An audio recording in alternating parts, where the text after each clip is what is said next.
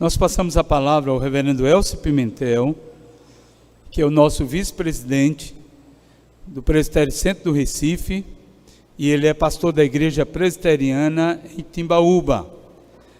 Nós queremos passar a palavra a ele, dizer para ele que ele seja bem-vindo e que Deus muito o abençoe na transmissão da palavra do Senhor para o nosso coração. Deus o abençoe.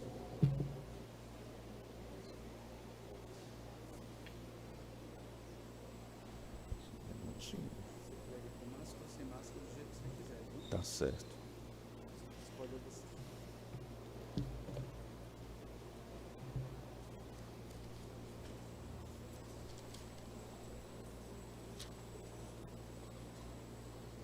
Amada igreja, vamos abrir a santa palavra do Senhor no livro dos Salmos, no Salmo 85, no versículo 10, mesmo assentados, mas com reverência à palavra do Senhor, a santa, infalível, perfeita, inerrante palavra de Deus. E diz assim, aqueles que têm a versão fiel, se alguém tiver, leia comigo. Aqueles que têm atualizada, a primeira, segunda, terceira edição ou nova versão internacional, escutem e comparem. Diz assim a palavra do Senhor, versão fiel, Salmo 85, versículo 10, a misericórdia e a verdade se encontraram, a justiça e a paz se beijaram. Vamos orar, pedir ao Senhor que nos ajude, nos abençoe, desde já nos conforte. Nós estamos desde a semana passada em oração pela família do pastor Samuel, pastor Davi, pastor Felipe, minha professora Nessi, todos que compõem essa família abençoada por Deus, e nós estamos orando para que Deus os conforte, dá saudade. Não é hora de lembrar, não é disso, mas é nossa oração, que o bálsamo do Senhor que conforta, que alivia as dores, desde já esteja com toda a família e com toda a igreja também, que nós sabemos também está a sofrer. Vamos orar e vamos pedir ao Senhor que nos ajude em todos os sentidos, hoje e sempre. Senhor, o nosso Deus, Senhor, o nosso Pai, nos colocamos diante de Ti, Senhor, certos de Tua misericórdia, de Teu amor eterno por nós, pois de longe nós somos capazes de ver o Senhor vindo em nossa direção e nos atraindo com benignidade, com carinho, com todos os Teus cuidados santos e eternos, e nos dizendo, nos declarando amor eterno. Ó Senhor, faz assim, conforta, alivia, Senhor, todas as dores, nos alegra em Ti, em Tua presença maravilhosa. O Senhor que é Deus, o Senhor que é Deus Senhor, o Senhor que é Deus o Pai e o Senhor que é Deus Pastor. Vinde assim, Senhor, nos visitar, faze assim em nossas vidas, mostra-nos Tua santa palavra, edifica-nos por ela, no poder do Teu Espírito Santo, em Teu amor, Deus o Pai, em Tua graça, Deus o Filho, em Teu poder, Deus, o Espírito Santo, por Cristo Jesus, o Verbo vivo de Deus, vindo por nós, é que humildemente oramos. Amém. E amém. E de uma forma especial, antes da mensagem, eu queria apresentar aqui minha comitiva. Minha comitiva é composta pelo presbítero missionário Marivaldo, que é o nosso, queria que ele ficasse de pé, é o nosso missionário em Macaparana, que Deus abençoe a congregação, é quem veio nos trazendo desse ministério de conduzir o seu pastor. Orem por ele, orem por nossa congregação em Macaparana, nosso campo missionário, que Deus abençoe ao presbítero Marivaldo, e a nossa congregação, e a nossa igreja em Timbaúba, e a nossa igreja aqui. E junto veio também meu filho caçulo, Samuel. Samuel, ficar de pé.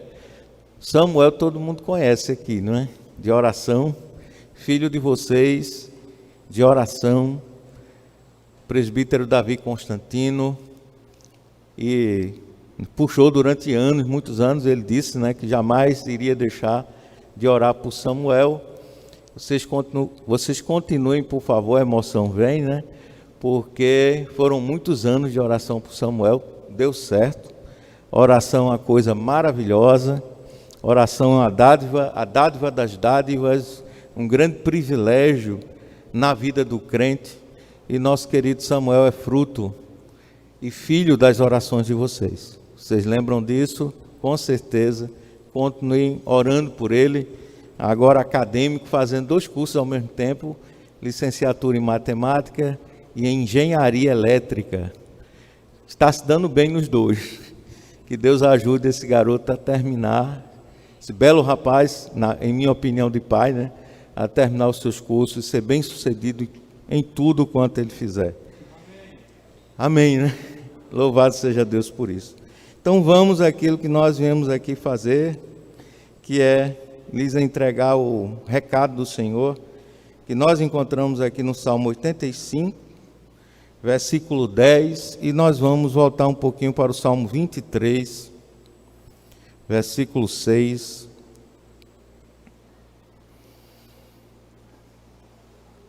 A igreja encontrou, diga amém.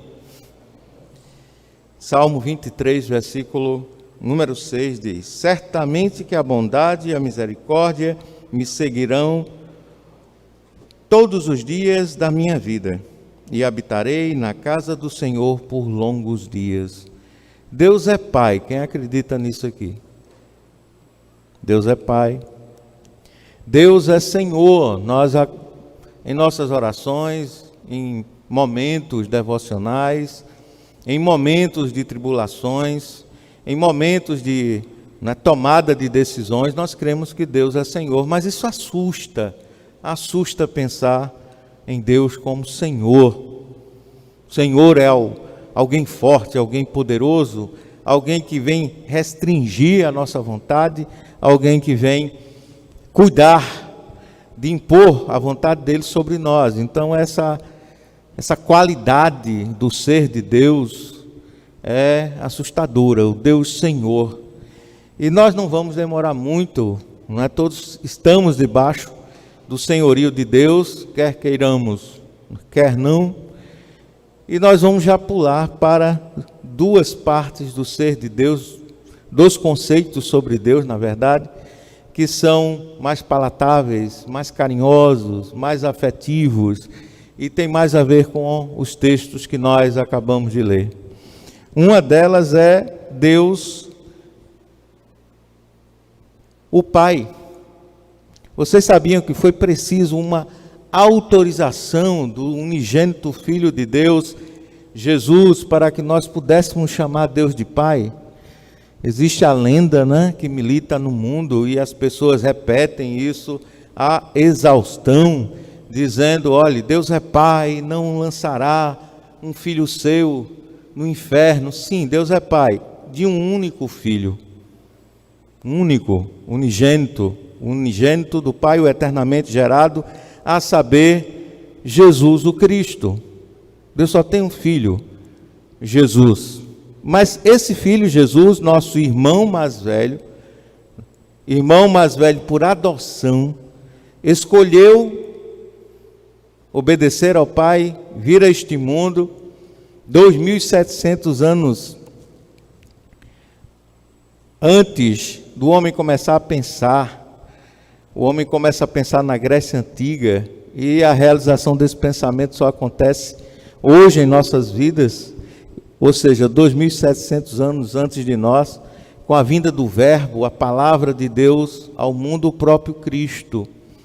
E a vinda de Jesus a este mundo, e essa autorização de Cristo que Jesus nos dá, vindo a este mundo, que nos faz detentores do direito da intimidade, de não só conhecermos o conceito de Deus Pai, mas além disso, nós podemos, de fato, entender e conviver com Deus, o Pai. E quando nós abrimos, vamos ainda abrir a palavra do Senhor no versículo que diz isso. Evangelho segundo Mateus nos conta, no capítulo número 6, versículo 9, a autorização de Jesus para nós chamarmos o seu Pai de nosso Pai. Mateus 6,9 nos diz: portanto, vós orareis assim. E como nós devemos orar, né? Pai nosso que estás nos céus. Aqui está a autorização do Cristo, do Verbo, vindo da parte do Pai, para nos redimir, nos limpar, purificar de todos os nossos pecados, nos levar a Ele, nos adotar nele, sermos dele, eterna e absolutamente. Aqui está a autorização do Cristo para chamarmos Deus o Pai de nosso Pai. E se Deus é o nosso Pai, além de ser o nosso Senhor, e nós temos essa intimidade profunda, e desde já dizendo eterna com Ele, Ele também é o nosso pastor, que é a última questão nessa manhã que eu quero trazer para vocês. E Deus como nosso pastor, voltando ao Salmo 23, o Salmo do Bom Pastor, todos conhecem, né, o versículo mais conhecido da Bíblia, em todos os idiomas, por todas as gentes, em todos os lugares, o Senhor é o meu pastor, nada me faltará. E o que não vai nos faltar? Simples, versículo 6. Certamente que a bondade e a misericórdia me seguirão. Bondade e misericórdia me seguirão. Deus é Senhor, isso nos assusta, mas nós devemos nos submetermos a Ele. Deus é nosso Pai e nós temos profunda e eterna intimidade com Ele, mas Deus é o nosso pastor que nos segue com bondade e misericórdia. O que nos leva ao primeiro texto lido hoje, Salmo 85, versículo 10, que diz assim: a misericórdia e a verdade, o que aconteceu com elas? Se encontraram, a justiça e a paz se beijaram. Alguém assistiu aqui o filme que tem por título, mesmo título do livro, né? A Festa de Babette? Quem assistiu? Quem leu o livro? Alguém? Não, ninguém assistiu. Eu recomendo que assistam a Festa de Babette. A autora, ela viveu até os 77 anos e dos 40 em diante ela não podia comer direito. Ela sofria de uma doença rara que acontece raramente com as pessoas, que ela não podia se alimentar direito, não podia comer como nós gostamos, quem gosta de comer, né? Não podia tomar os seus alimentos de uma forma abençoada, alegre e feliz, como todo mundo daqui a pouco, na hora do almoço, vai fazer. E ela era uma crente em Jesus, uma mulher muito inteligente, e escreveu um livro maravilhoso, vários contos, foi até indicada ao Nobel de Literatura, mas ela escreveu dentre, né, os seus grandes contos, a Festa de Babette, que é um banquete da graça de Deus. Quem lê, não estou dando spoiler, você pode depois procurar na internet ou comprar o livro, ou assistir o filme, que é maravilhoso, que narra de forma, né, em síntese, o seguinte, e por isso eu contei a história que ela viveu a maior parte da vida sem poder comer direito. A história é de uma família que vivia triste, cansada, atribulada, a família de um pastor, suas 2 filhas e o seu rebanho. O pastor é chamado, é levado até o céu, vai morar com Deus, e ficam ali suas filhas que nunca casaram, nunca tiveram um relacionamento, nunca formaram uma família, e elas ficam ali naquela casinha, pastoreando a igreja que fora do pai, numa situação muito difícil, uma igreja de velhinhos, pessoas idosas, e num determinado momento, vem trabalhar na casa daquelas duas solteironas, uma mulher chamada Babete, uma cozinheira, que fugia de uma vida de dificuldades e sofrimentos. E para encurtar a história é muito bonita, ela propõe aquelas duas senhoras de idade, em profunda solidão, pastoreando uma igreja que não crescia, uma igreja que não evoluía, uma igreja que não ia para a frente, que cada vez mais ia perdendo seus membros, por já disse ser uma igreja de idosos. E ela propõe fazer um banquete com todas as iguarias, todo tipo de comida sofisticada e deliciosa que pudesse ser ali levada aos lábios e à degustação daquele povo sem graça. Era um povo que não tinha mais graça na vida. E ali acontece esse banquete tremendo, e o conto termina justamente com esse banquete da graça. E todos comem, e todos ali se alegram, e todos têm comunhão, e a igreja é avivada a partir de um banquete. E quando você conhece, lendo o livro ou assistindo um filme, você conhece a biografia da autora, você fica assim, impactado, pois ela escreveu e descreveu a graça de Deus como um banquete vindo, um presente de Deus vindo ao homem, ao mundo, e ela não conseguia vivenciar isso na vida real, ela não conseguia comer normalmente em seu dia a dia.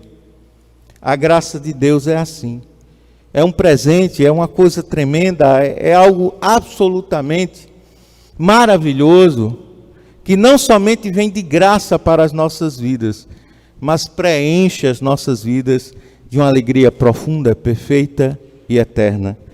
E é da visitação do Senhor que os textos que nós estamos lendo, desse banquete que vem do céu para nós, meus queridos, chamado Jesus Cristo, que nós estamos falando nessa manhã, desde o comecinho. No Salmo 23 diz assim: certamente que a bondade, versículo 6, certamente que a bondade e a misericórdia me seguirão. Mas quando Deus vai me procurar, vai exaurir suas forças divinas, que graças a Deus, Deus nunca fica exausto. Deus vai me perseguir, Deus vai te perseguir, Deus vai me procurar, Deus vai te procurar, Deus vai me encontrar e Deus vai te encontrar. E ao nos encontrar, diz a palavra do Senhor, me seguirão todos os dias da minha vida e habitarei na casa do Senhor por longos dias. Isso é uma referência direta à eternidade, e esse banquete da graça é para sempre. Pois a visitação do Senhor em nossas vidas é eterna. E essa conjuração da presença da graça em nossos dias não é para terminar. Isso quando um dia eu achar que Deus não está mais comigo. Eu já cheguei a pensar assim, alguém aqui já viveu um dia assim? Você já pensou, já imaginou, já sentiu um dia em que parecia que aquele era o último dos dias de sua vida e que Deus não estava ali, Deus não estava com você, Deus não estava nem como seu Senhor, nem como o seu pai, e muito menos como seu pastor. Já viveu, já vivenciou um dia assim? Volta um pouquinho, no Salmo 85, versículo 10, e veja que coisa linda é a palavra de Deus. Salmo 85, versículo 10 nos diz: a misericórdia e a verdade se encontraram, a justiça e a paz se beijaram.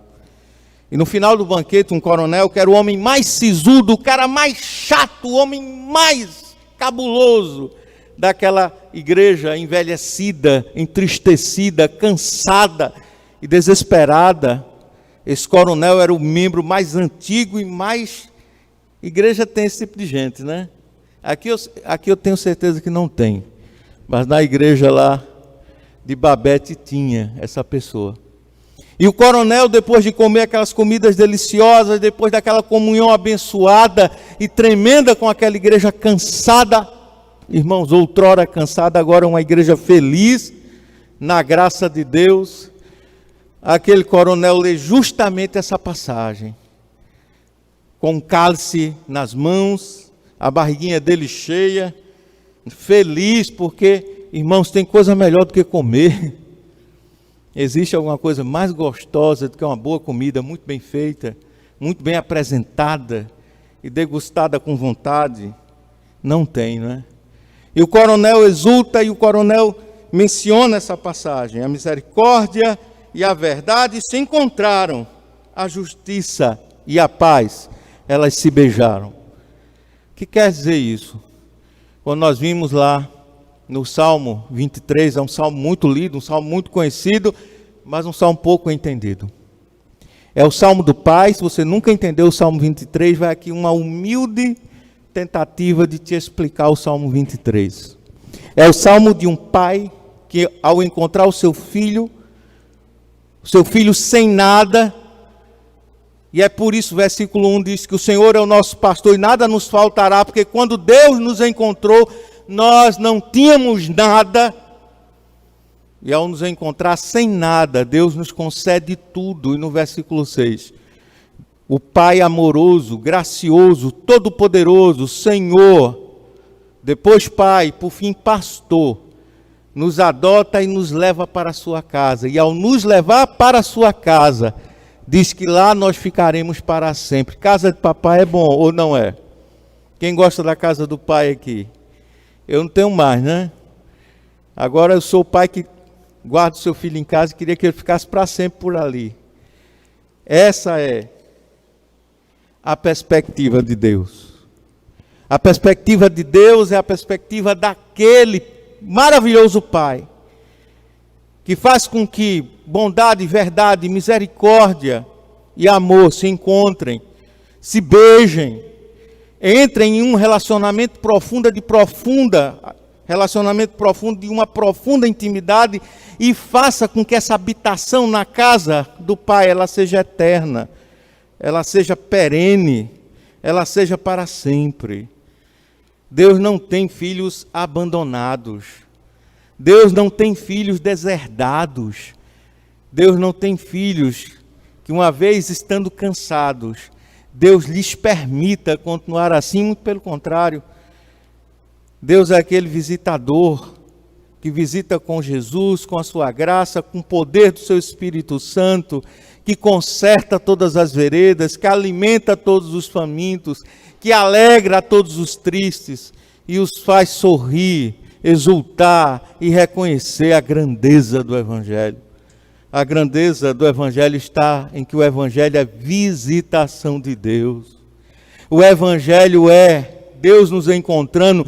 Jamais nós quisemos a Ele, jamais nós o desejamos, jamais nós chamamos por Ele, mas Ele nos procurou, Ele nos encontrou, Ele nos levou para habitar com Ele para sempre. E além de tudo isso, Deus diz assim, Jeremias 31:3, para nós terminarmos hoje essa humilde mensagem.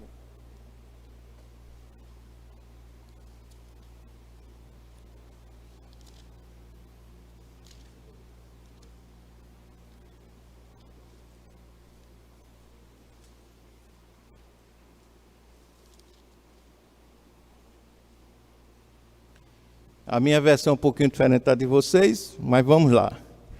Há muito que o Senhor me apareceu. Como diz a versão de vocês? De longe, se me deixou ver o Senhor. Há muito que o Senhor me apareceu, dizendo, e diz o Senhor, porquanto com amor eterno te amei, por isso com benignidade, foi que Ele fez te atrair. Mãe é tudo de bom. Quem gosta da mãe aqui? Amém? Quem gosta da senhora sua mãe? Respectiva mãe. Quem gosta da mãe aqui? Amém, irmão? Coisa boa, mãe. Não é verdade? Quem nunca teve mãe? Eu sou de um tempo que se o pistoleiro viesse matar você e você apelasse para a mãe dele, ele podia deixar você viver. Esse tempo não existe mais, né?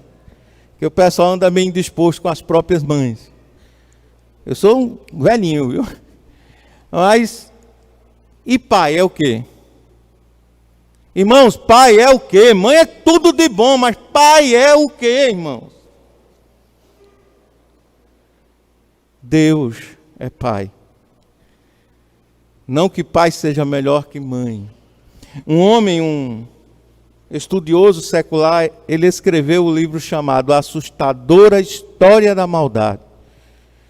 E ao escrever esse livro, rastreando a maldade na história humana, ele chegou à seguinte conclusão. Meus queridos, prestem muita atenção. Já estamos terminando. Ele chegou à seguinte conclusão, olhem. Leitores, ele diz, o mundo é um lugar muito ruim. Ele mostra ali com ilustrações, é um livro enorme. Muitos fatos, muita história ali, para todo mundo ver que a humanidade, que o mundo é terrível. Mas ele consegue pontuar o seguinte, olha, quando o mundo piora, sabe quando o mundo piora? Vocês sabem quando o mundo piora? É quando a maior parte da população do mundo não sabe quem são seus pais, o homem que os gerou, aquele que os colocou no ventre das senhoras respectivas mães, e depois abandonou aquela pessoa que tem no registro de nascimento pai ignorado, pai ausente, pai desconhecido. E nós estamos vivendo essa época, a época que milhões não sabem e talvez nunca venham saber, mesmo com teste de DNA, quem são seus pais. O homem que, pela força do varão, o gerou. Então esse grande autor, o livro é A Assustadora História da Maldade, ele está demonstrando de forma científica que o mundo é pior quando as pessoas não têm pai. Porque mesmo a maioria das pessoas que não têm pai tem mãe conhecida. Alguns não, mas a maioria sim. Por que pai é um negócio tão diferente? Porque casa de mãe é um negócio maravilhoso. A mãe sabe dos pecados dos filhos e a mãe faz vista grossa para os pecados dos filhos. Geralmente as mães enganam os pais por causa dos seus filhos, para que os pais não coloquem aqueles filhos para fora de casa, não é verdade? Mãe protege, mãe faz de tudo, tudo para proteger os seus filhos. Não é verdade? E o pai? Pai verdadeiro, pai que tem Deus por espelho em sua vida, que se espelha em Deus. Ele é Deus na vida do filho, porque ele é, irmãos, um pai como fora Deus na vida de um pecador. Por pior que seja o pecado do crente, Deus é pai. E pai verdadeiro, nosso Deus, não nos abandona, estaremos na casa dele todos os dias, porque a bondade e a misericórdia dele nos perseguem, porque elas se encontraram e se beijaram, a verdade que é Cristo está conosco, e esse grande Pai, esse perfeito Pai dos céus, jamais nos abandonará. Então ser crente é isso, é ter um pai. Quem tem pai aqui? Coitado dos católicos, né? Tem algum católico aqui, me perdoe. Vocês têm mãe, né?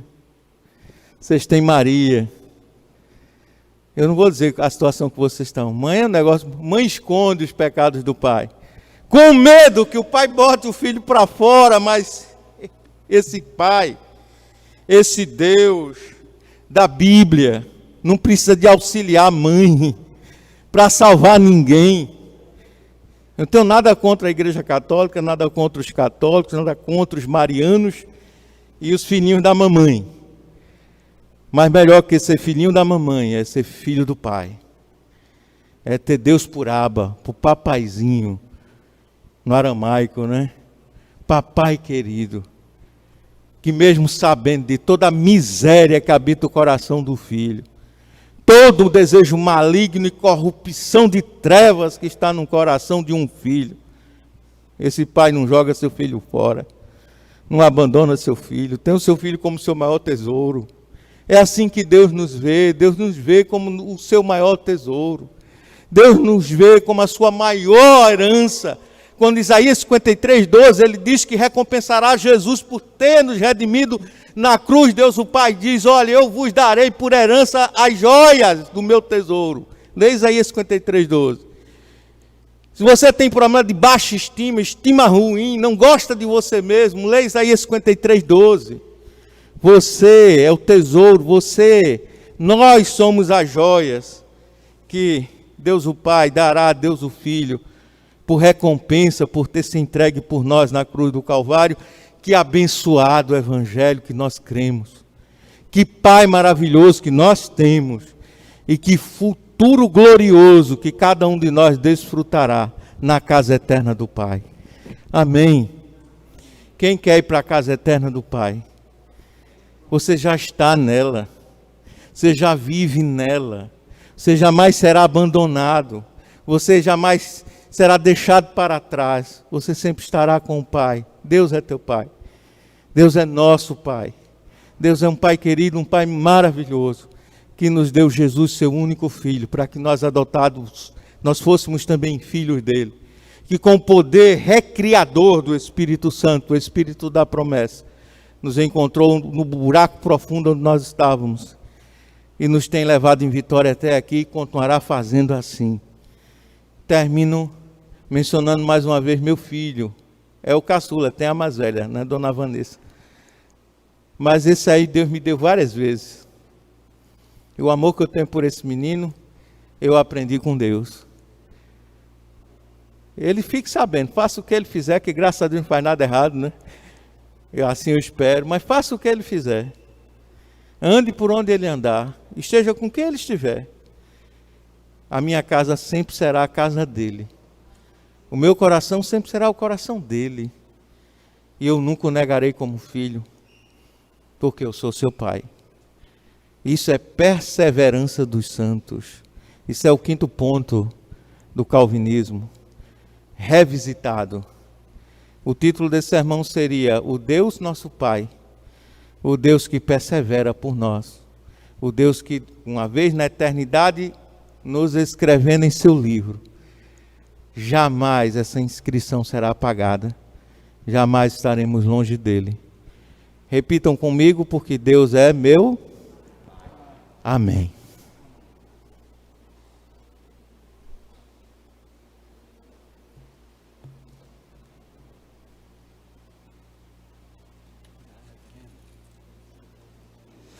Meus irmãos, nós louvamos ao Senhor pela vida do reverendo Elcio e pela palavra ministrada aos nossos corações nesta manhã.